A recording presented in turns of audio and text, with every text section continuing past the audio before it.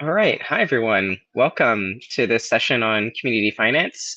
I'm excited to join you from Toronto, the traditional territory of many First Nations, including the Mississaugas of the Credit, the Anishinaabe, the Chippewa, the Haudenosaunee, and the Wendat peoples. Um, I'm actually joining you from the Toronto location of the Social Finance Forum, and I'm joined by a couple dear colleagues. So maybe we'll just quickly go around. Ryan, maybe we'll come to you, and then Charlotte. Thanks so much, Wayne. I'm Ryan Collins Swartz, the co-executive director of Tapestry Community Capital, also joining from Treaty 13 territory in Toronto. Tapestry is a nonprofit cooperative dedicated to improving access to capital for nonprofits, cooperatives, and charities, and at the same time building a market for community investments for retail and institutional community members across Canada. So excited to be here and dive in with you and Sherilyn. Amazing. Good to be here. My name is Sherilyn Chalk. I'm joining today from home, which is on the unceded territory of the Musqueam, Squamish, and Tsleil-Waututh Nations here in Vancouver, BC. I'm the executive director and a co-founder of Propel Impact, and our focus is on training talent. So students, young people about to shift into mid-career professionals as well who want to work in the impact sectors, whether that's social finance, social innovation, impact more broadly, but equipping them with the technical skills and also access to these networks and communities where they can make a difference to their careers. Looking forward to this hour together. Thank you both. And is Melobi with us yet? Okay, maybe not. Oh, here we go. Perfect timing.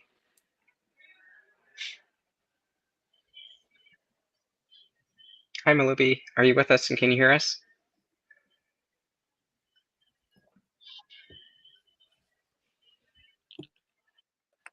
We were having some technical difficulties. I think Melobi is actually joining us from the Halifax location of the Social Finance Forum.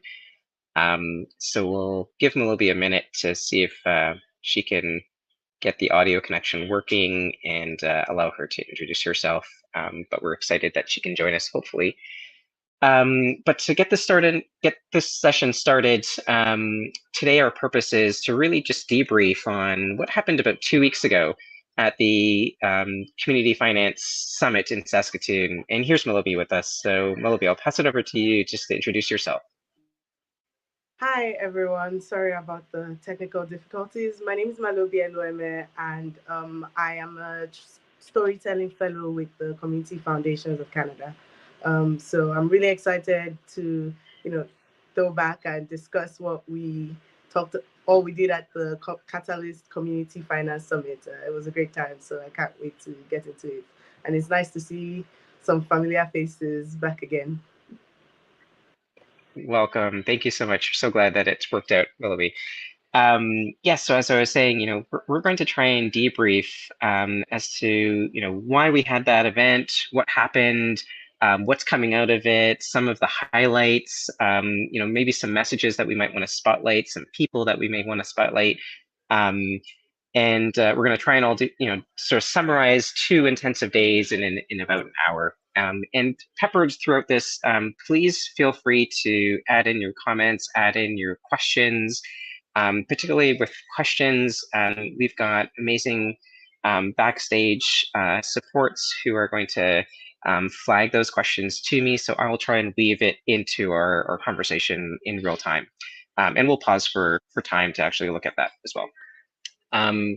So our purpose, again, we want to share back what happened at the Catalyst Summit about 2 weeks ago in Saskatoon. And to start, I'll just tee things off with like what actually, what this event was and why we held it and some of the origin stories. So if you recall, attached to last year's 2023 Social Finance Forum, Catalyst Community Finance, which is a network of community finance organizations, held a Day Zero event. And this was held in Vancouver and in Toronto and then virtual for the rest of Canada. And I guess one way or another, I suppose the municipality of Saskatoon caught word of this event and said, perhaps I'm paraphrasing, hey, why didn't this happen in our municipality?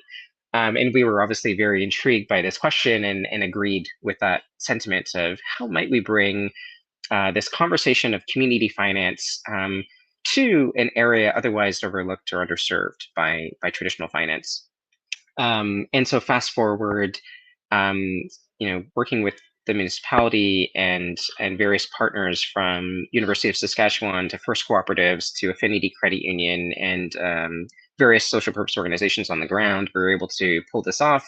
80 individuals from across, or maybe more, 85 or close to 90 individuals from across Canada joined us in Saskatoon in person for 2 days to connect with one another, to exchange learning, really tapping the wisdom in the room, to think about bold ideas and come out with a shared policy agenda or shared set of priorities that we want to actually advance together and collectively in the community finance sector.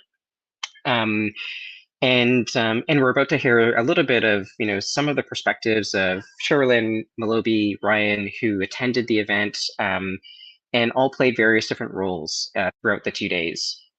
And so maybe to kind of kick this off, maybe I'll pass it over to Sherilyn. If you can share a bit of like your experience, how did you experience these 2 days at the summit? What were you coming in with, imagining this is going to be? What did it turn out to be? Any highlights that you might want to spotlight?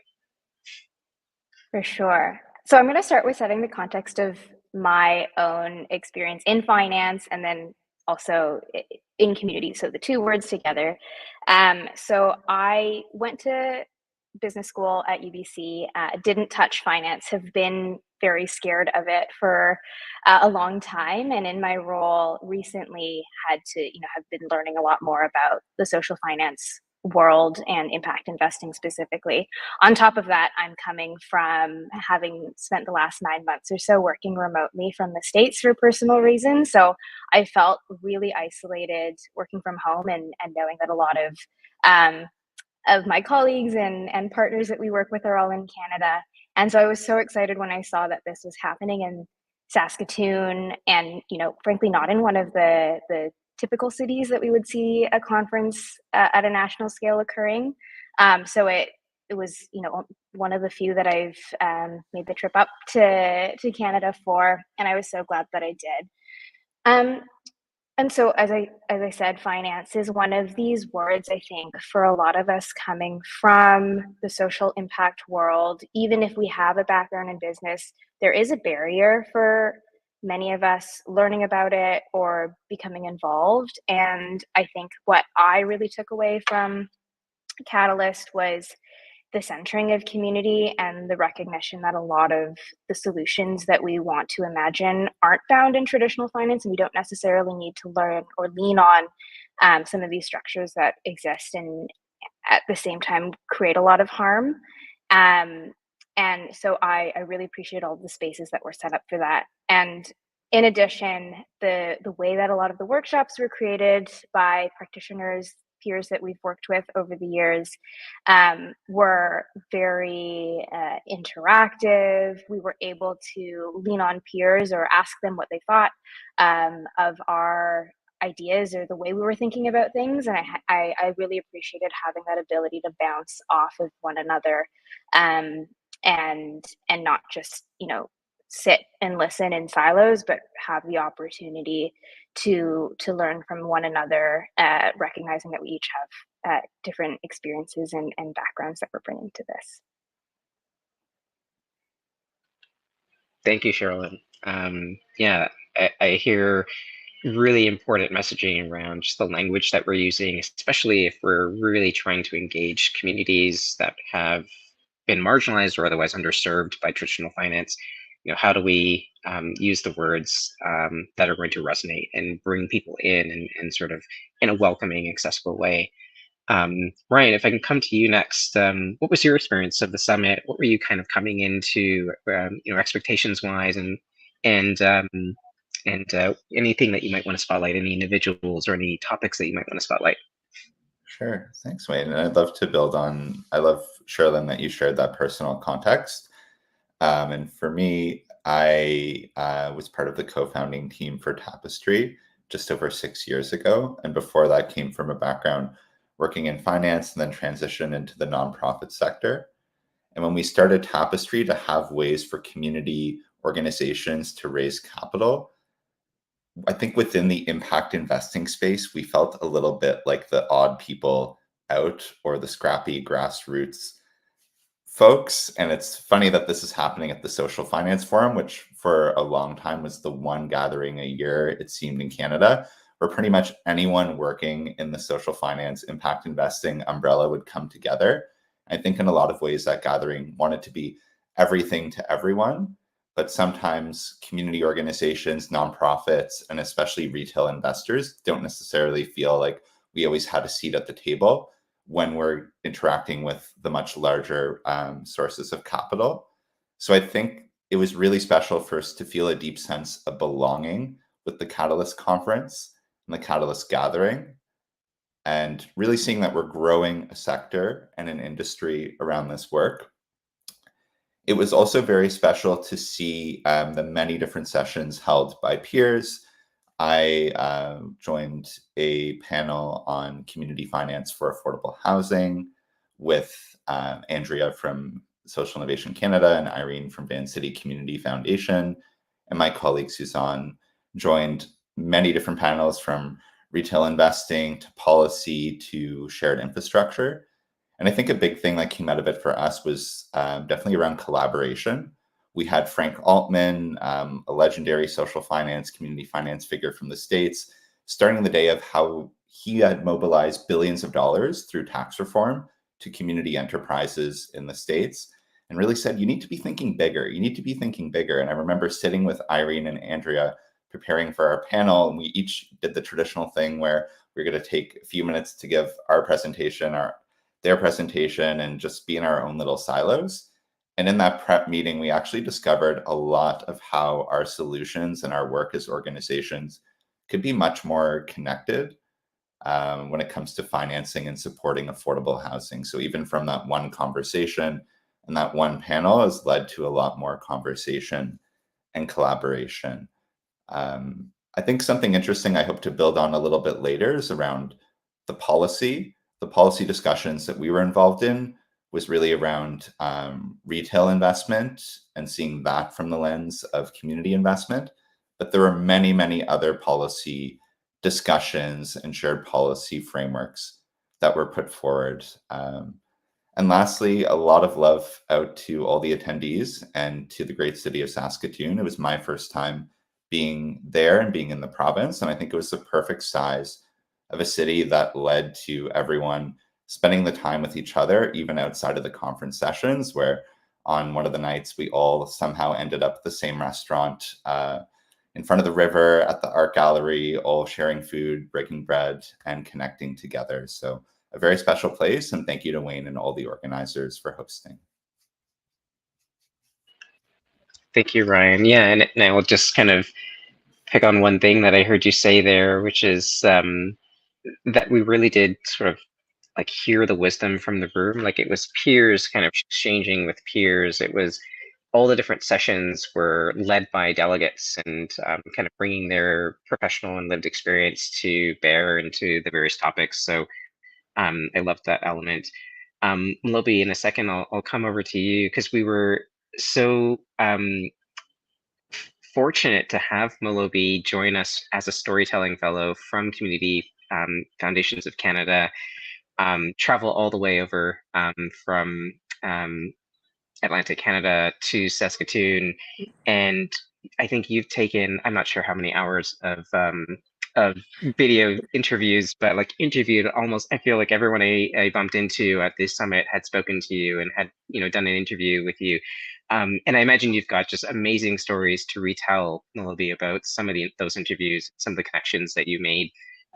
Would you be able to just share 1, 2, 3, or a few of those with us today? Yes, definitely. So kind of like Shirley said, I want to give a bit of some context into like my presence at this particular summit. So I study economics. I got my master's from the Memorial University of Newfoundland, and kind of decided to focus on community and community economic development. And so I came into community finance and, the social finance space through my work and my focus on community and community building and, that sense of communal wealth.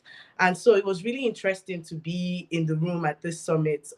Right from the airport, I actually got to meet, I think, Kristen, who had mentioned like a loan fund that she worked with. And then we took we shared a cab ride over to the hotel, and it was such a warm welcome to Saskatoon. And kind of like Ryan said, big props to the city, because I got to go around, take pictures. Everyone was talking about how gorgeous the weather was and our beautiful walks. And I would say like one of the things that stuck with me the most was the connections and the conversations I was having. I would mention one instance that still makes me laugh a bit, but we're doing a workshop on what good policy looks like and what not good policy looks like, and ways that we center equity and try to transfer power within our organizations. And someone across the room shouted, "No more application forms," and like everyone kind of turned towards that voice. "Do you mean no more application forms?" And I actually did get a chance to interview her, and she talked about how in the funds, in the investments and the grants that her organization gives out, they realized that in an attempt to work with small underserved communities and places where money doesn't always flow, they were encountering very, very serious issues with people just wanting to say what the application form wants to hear, and how that affects the entire power dynamics of the situation as funders and people receiving funding. And so I found that really, really interesting, and it was really nice to have the space and the time to meet people and have all those conversations and make different connections. I would say that was one that really, really stuck out with me. I also got to chat with Mr. Frank Altman, who is the US expert that came to talk about the different tax models that they've used. And he has been doing this work since like the 1970s, 80s. And so it's really interesting to work with people and have conversations with people who have been in this space for so long and who have a wealth of experience. And I thought the group of people who were together in that room was just such an interesting bunch. So it was a great chance and wonderful opportunity to just get to meet so many people who are doing really, really good work in different parts of the community finance sector.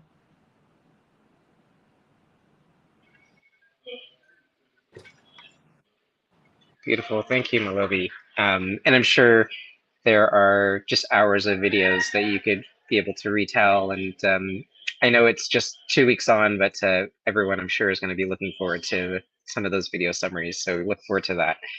I think a lot of what the summit was about was just creating those connections and learning from each other. And sometimes those conversations get emotional. I think some of those conversations get very personal.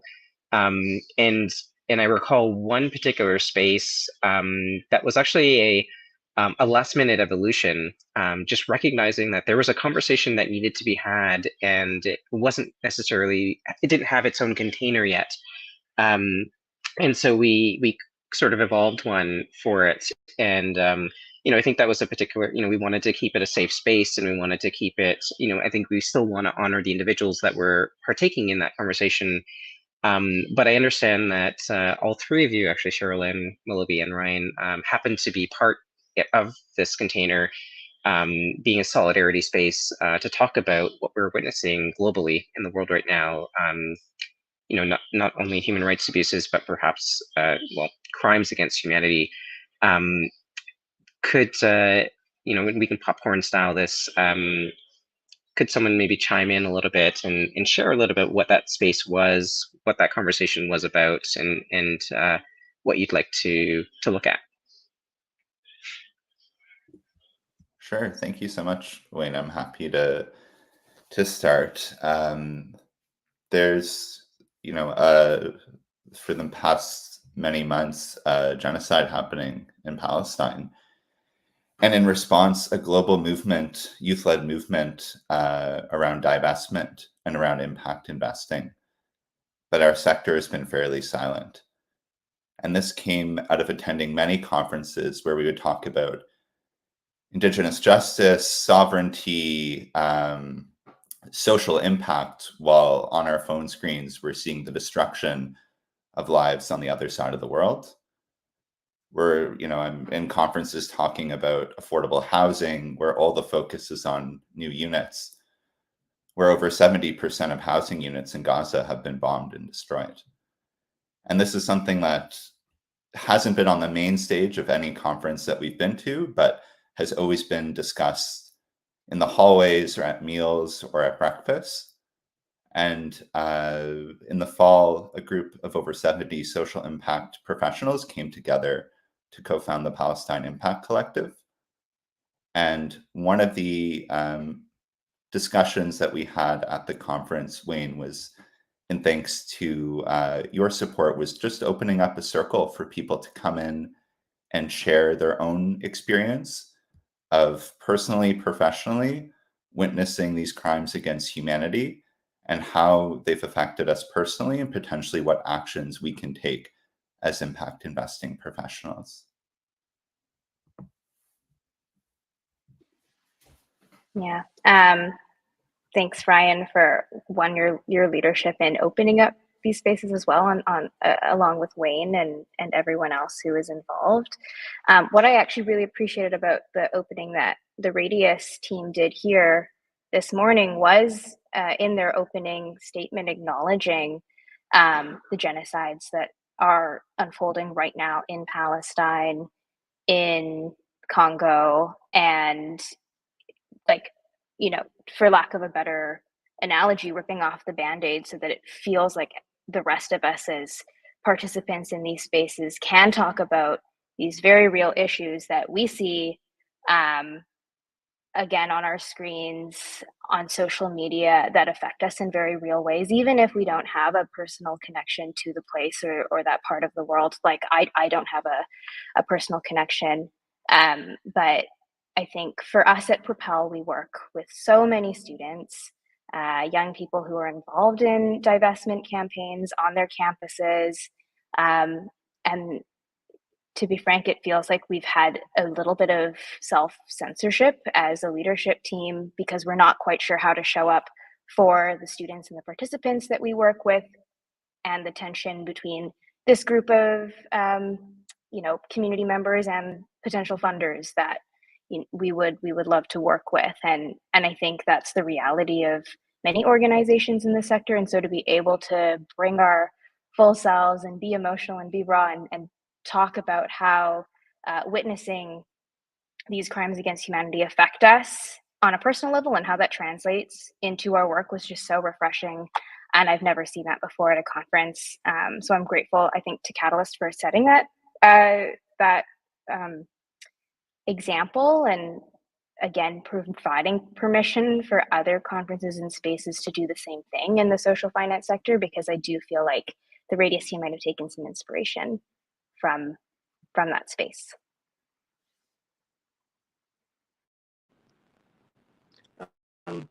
I really liked how we kind of opened up the space with an invitation for everyone to talk about what brought them here. And it was one of the concurrent sessions where there were two other sessions running at the same time. So asking the question, like, why are we here? And I found it so, interesting to see the different people in the room. Like, a couple of us were here to learn and find out more about, the Palestinian Impact Collective, or a couple of people who had personal, familial ties to Palestine.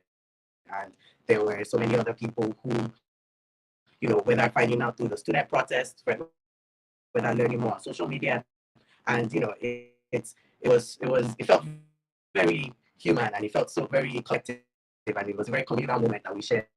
I would say that room with all the people who were here to find out ways we can do more. Like, what can we do? What can we do together? And so, again, shout out to Catalyst for the space and the Palestinian Impact Collective for that, for centering that, putting it right on the agenda. And I really enjoyed that session because I got to learn so much more about the actual actions that we are doing because sometimes you wonder what else can we do? What else can I do in my professional life, my personal life?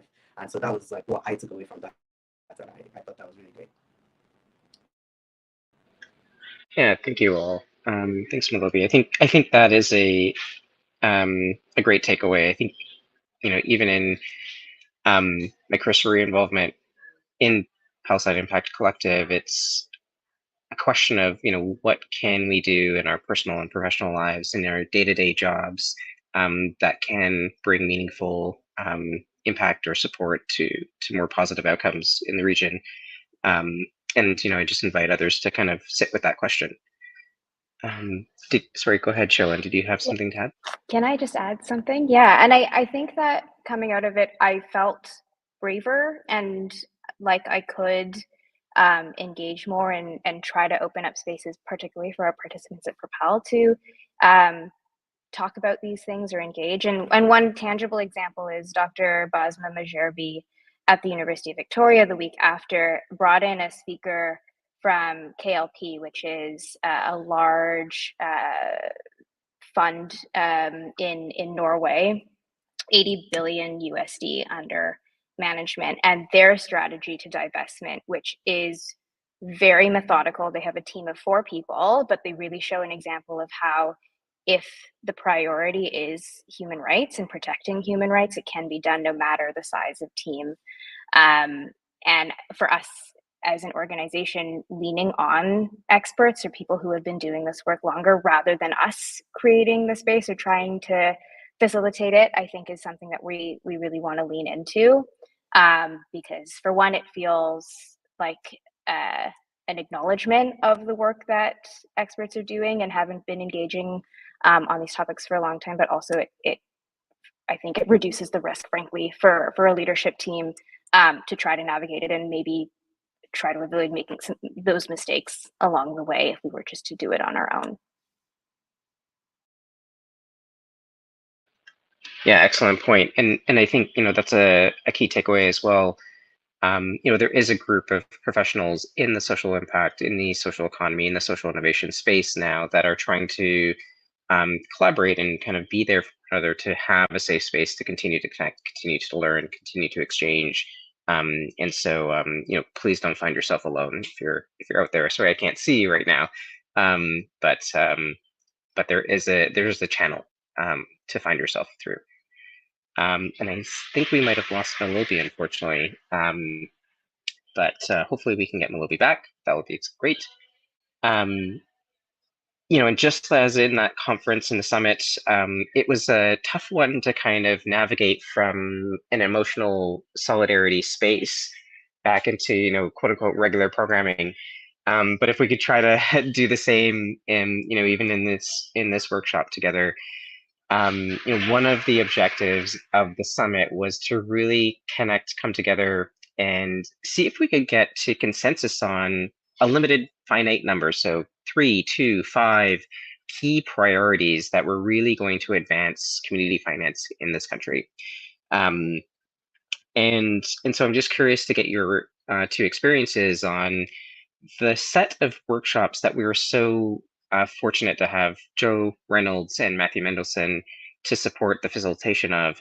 There was 2 workshops, one in the morning of day 2, which is around kind of brainstorming and starting to think about what does good policy and what do good sort of policy objectives look like, and what are the characteristics of that, and how might we center equity in their pursuit, but also in their writing of it. And the second one was more about sort of galvanizing energy. How might we really sort of choose a subset of these and pursue them actively and collectively? So what was your experience of that? And maybe I'll start this time with Charlotte. For sure. So I had the privilege of sitting at the first table when we were just generating ideas of, policy items that are meaningful to us in our specific communities, with someone who works for Shorefast Foundation, and their work is all focused on rural Newfoundland and Labrador, and talking a lot about the the silver tsunami that's happening with a lot of business owners going into retirement and what is going to happen to the businesses that they've run. At the same time, we have all of these fantastic entrepreneurial minds that are coming into the sector, and how could we start to look at putting these two challenges together and de-risking entrepreneurship for equity deserving groups. So that was a really rich conversation that felt very tangible, and I really love ideas that we can see a plan, not just from the policy statement, but also the rollout of what it could be from a program perspective, or how do we, what are examples that we've seen of this? And then in the second session around policy development, again, we were focused on the role of the Table of Impact Investment Practitioners and how they're convening funders and fund managers across Canada, and what does it look like to share resources and back office solutions. And Wayne, I know you're a huge advocate and leader in these conversations as well, of how do we not replicate what's already been done, and how can we learn from one another. And again, a great example of policy being translated into action in a way that enables us to better serve our communities and make it more effective and efficient, so that we're not spending our time figuring out these back end systems, and we can actually be out there engaging with the people that we are there to serve.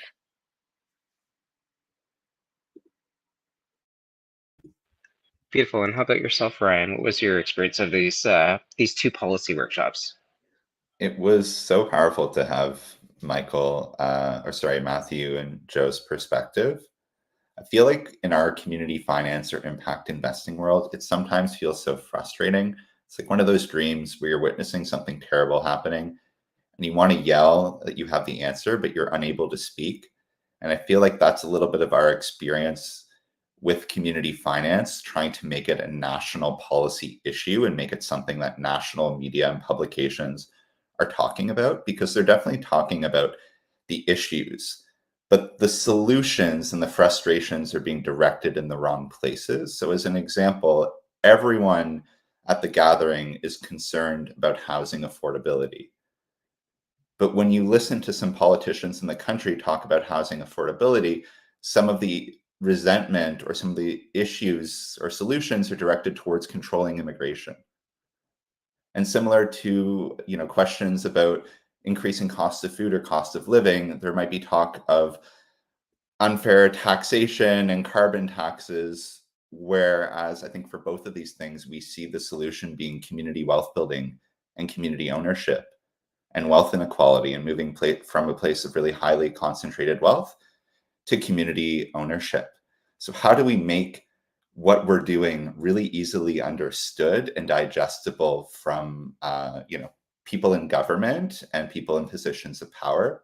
And Matthew and Joe really talked about focus. So as a group, really being super clear on the different interventions we're looking to make, and then also the power of story and narrative. How can we share examples from organizations that are working on the ground, that are actively working to create a better future? How can we share the stories of Lindsay Harris in Kamloops, BC, that started a nonprofit cooperative building net zero affordable housing? How can we share some of the stories about Entrepreneur building an Indigenous loan fund for the territories? A lot of the discussion, at least at my table, focused around tax incentives and some changes to be able to incentivize both retail and institutional investors to have greater participation in community investment. But I would say the greatest takeaway was coming back to our team and thinking about the narrative and the accessibility of the different solutions that we're working on. Thanks, Ryan. And I love the plug, so I'm just going to name it. Propolis out in BC, who also happens to be raising a community bond right now. Malobi, thank you so much for joining. Sorry that you were having technical difficulties. I hope you are managing that okay on your side. On our side, you have impeccable timing. So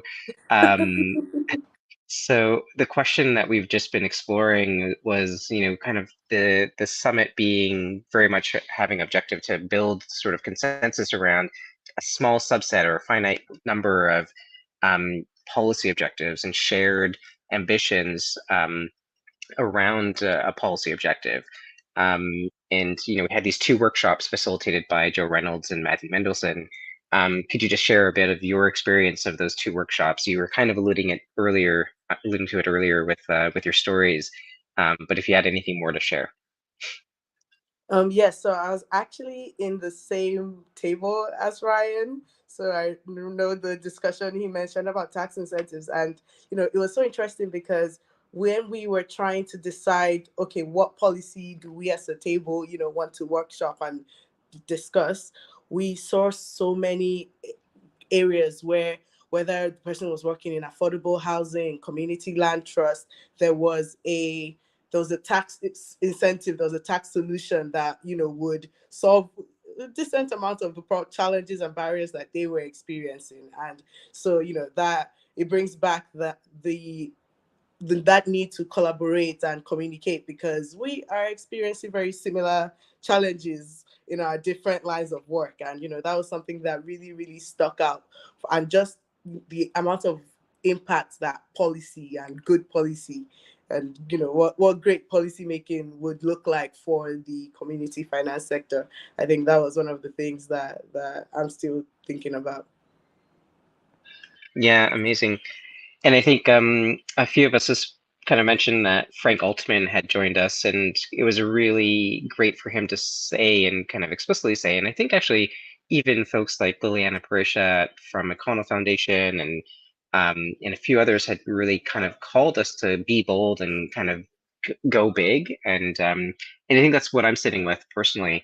I think depending on who you might speak with, Joe Reynolds, for instance, might say this conversation about an equivalent Canadian version of the Community Reinvestment Act, which is borrowed from US legislation, might be a 15-year-old conversation, or perhaps our summit might kind of reinvigorate some energy behind that. But I'm really looking at what might it look like for Canada to have an equivalent Community Reinvestment Act, some piece of legislation that helps and incentivizes traditional financial institutions, perhaps our chartered banks, the big 5, to reinvest in the communities in which, for them to have further license to operate requires them to uh, invest. And maybe the best way for them to make those investments isn't by doing it themselves, because perhaps they've lost connection to the community in those particular areas, and there are other better placed actors in the US that happens to be community development finance institutions. In Canada, perhaps it's any number of different actors, credit unions, community futures offices, place-based impact funds, community investment cooperatives, and so forth. So what might it look like for these financial institutions to be incentivized to invest in these entities, so that those entities, which are best placed in community, perhaps even community run, can deploy capital? So I'm really intrigued by that idea. I know it's not a new idea, and I'm hoping there can be greater energy galvanized behind something like that. That and associated, excuse me, with tax credit, incentive structures. So right now we have maybe a couple provinces that have incentive structures around how tax can be used to create more impact investment activity. But what might that look like nationally? In the US, again, there are the new market tax programs that provide mechanisms for investors to gain tax credits over time, which more or less almost repay that investment over small, I think it's like 3 or 4 or 5 years. So what might it look like for Canada to have an equivalent? And I think the next steps on that are, well, look out on LinkedIn shortly, and for the delegates, they'll be getting an email, but it won't be secret. The idea is that could we create working groups where people self-opt into saying, "Hey, yeah, that big idea, I think that idea has legs. Let's pursue that." And others might think, this other tax incentive program or public bank or any number of different ideas might be the way to intervene to advance community finance in Canada. And so there's an opportunity and a calling in for those who couldn't make it to the summit. And I know not everyone who has an important voice to share could make it to the summit. But these working groups might be a way to continue that momentum and continue building together collectively. So look out for that. So I'm just going to remind the audience, if there are questions, if there are comments to share, now would be a good time. Feel free to drop that in the chat. And our colleague Nakia at Future of Good will be kindly flagging that to me, and we'll try to integrate that into the conversation. So welcome your comments and questions. In the meantime, we're going to go to a bit of a rapid round. So just popcorn style. Not everyone needs to respond to every question, but feel free to chime in. I am curious, what's your most exciting moment at the summit? Say definitely the end, when there was a roaring standing ovation for Wayne and all the work he's done to support this community.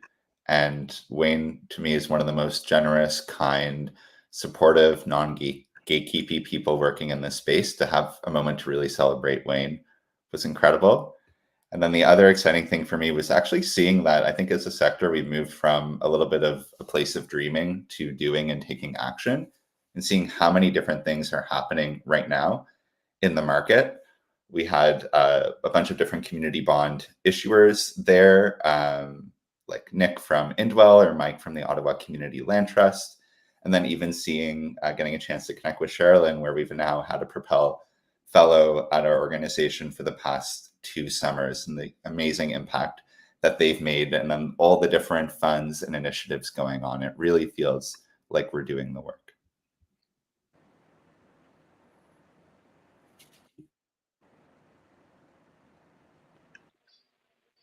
I'm gonna echo Ryan.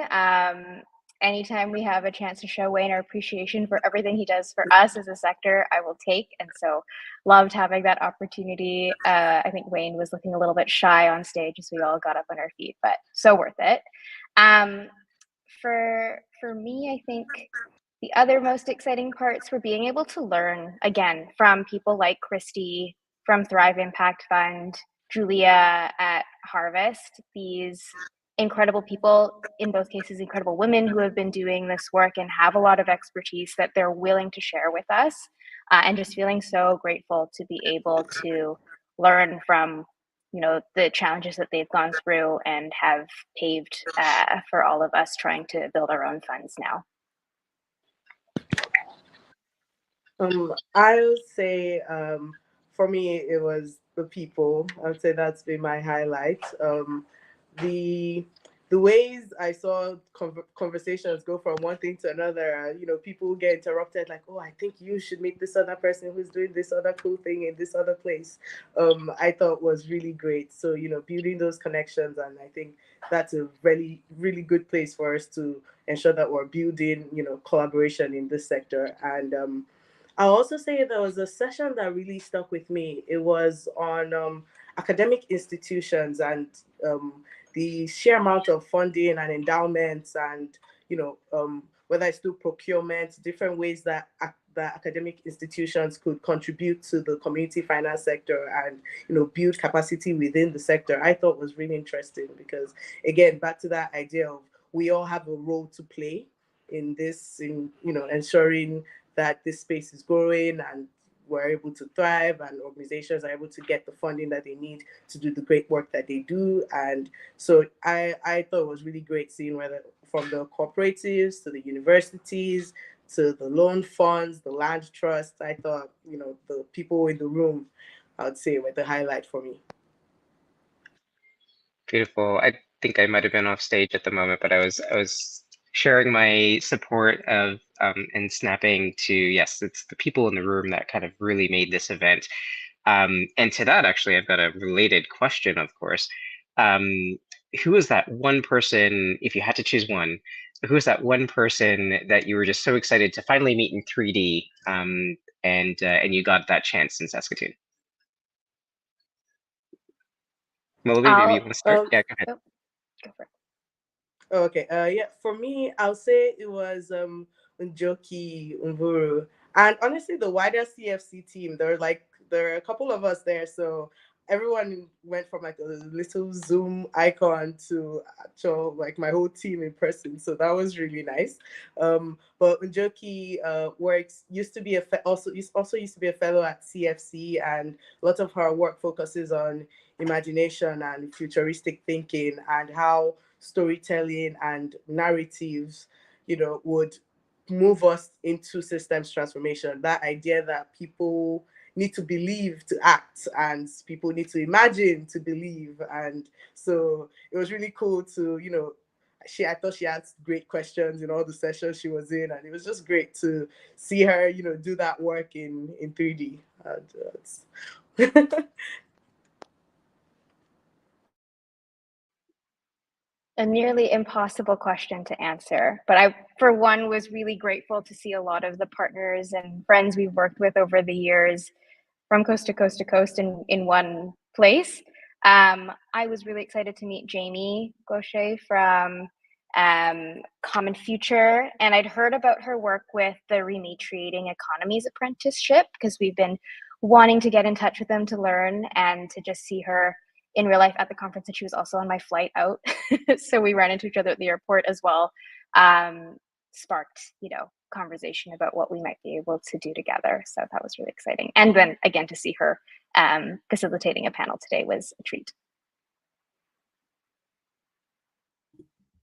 It's also so tough. For me, it was meeting Dr. Fasma Masherbi, and we'd been, for the past many months, having lots of Zooms together and meeting virtually, and an amazing chance to connect in person. And I think especially our work reaching young people and building academic research and supporting the next generation of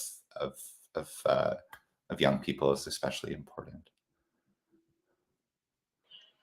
Yeah, I know it is hard, but for me, it was finally meeting Marc-André Pigeon, who was the professor at University of Saskatchewan that had been helping kind of craft this summit and making all manners of introductions and, from helping us get local volunteers to local social purpose organizations, introductions to local credit unions, affinity credit union, cooperatives first, and so forth. He was so generous with his time and with his network. And truly, the event could not have happened without local partners, and nor would we have wanted it to. So I think if I had to choose one, it would have been Marc-André. Finally, last kind of rapid round question. Boldest, most impactful idea that you came up with? Or came up with or came out of the event with?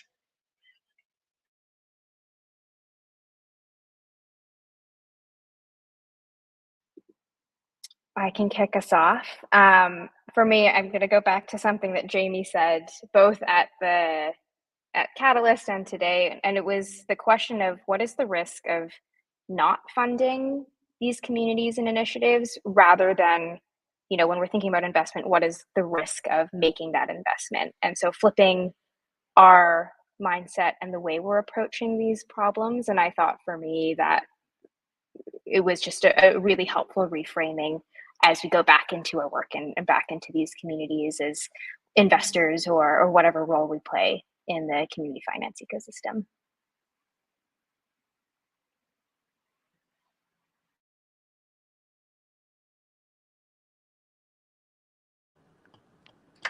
I could go next. There was a conversation I had where we're talking about policy, and then someone mentioned that, like, it was a bit exasperated too. Like, I think we wouldn't need all these discussions if we got the policymakers into our communities.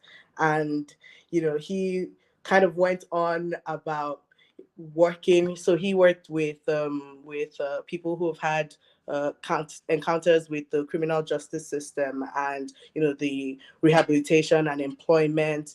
And in his work, he feels like a lot of the people who are in charge of making the rules and making the laws in these situations are very unfamiliar with the systems that they are making, that they are governing essentially. And so his big idea there was, if we could just, get more before elections or before, new anything is passed, we just sit people down in a room and try and a day of conversation and listening and learning. And it I don't know why, but when you were saying it just sounded so transformative. So I'm like, yeah, why don't we already do that all the time with everything? So yes, I that's something that's like really stuck with me since then. I was walking along the river to dinner with Frank Altman, who'd mobilized billions of dollars into the States. And I said, Frank, what would you tell your younger self, so right now? And he said, if I was working in the community capital space like you are, I would be thinking much bigger. You need to be thinking bigger, think bigger, think bigger. And that was in my head. And then at the same time, a lot of the conversations at the conference were about how to scale, but not scale replicating these harmful models of capitalism that try to just take a community solution that's really unique to community need and context and then bring it nationally or bring it to so many people. And how do we navigate that tension? And I think Christy from Thrive also said it really well, where she was talking about the structure of their fund and how many times she had to say no to lawyers. Because I think a lot of time we're trying to build something new. We're not sure how to do it, but all the systems around us are trying just to get us to replicate what's been done before, and that's not what we want. So I'm still navigating that space today.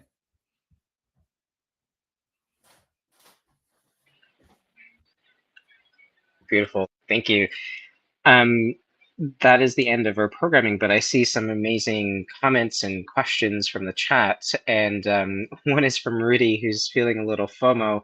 But hopefully, if we've done our job today, we've kind of shared a little bit about and kind of debriefed what the summit was all about, why it came to be, and kind of what that experience was like, so that we could bring you into the conversation. That was kind of our purpose for this session. How do we now create a much broader collective and a broader community around pursuing some of these ideas? So Rudy, I will certainly be in touch with you. And for anyone else that's looking, look out for LinkedIn posts, look out for emails from Catalyst on how you can continue to be involved in this. And I see a question from Steve. What are 2 messages you would like each of us to tell our networks about how they can support you or us, or I suppose I can interpret it as community finance. So does anyone want to respond to that question?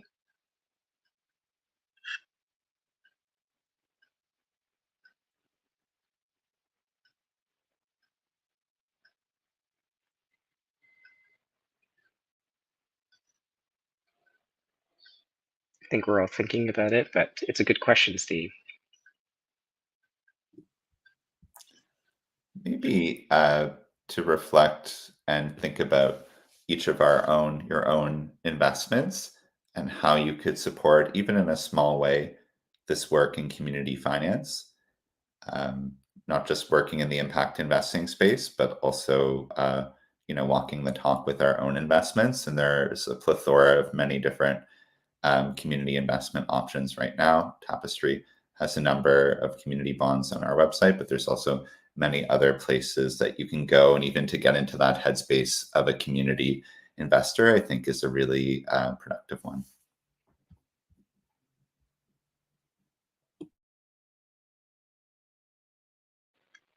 Beautiful, thank you. Well, I would suggest that we leave it there on a high note. I think that was an excellent call to action, Ryan. And thank you, Sherilyn. Thank you, Malobi. Thank you, Ryan, for joining and sort of debriefing on the summit. Thank you for also joining the summit to begin with. And hopefully we can bring each of our audience members in this workshop into this conversation. And I look forward to doing that together with you. So I wish you all a great rest of your Social Finance Forum. And thank you for your time today. Be well. Thanks, everyone. Thanks, Wayne. Thanks, everyone.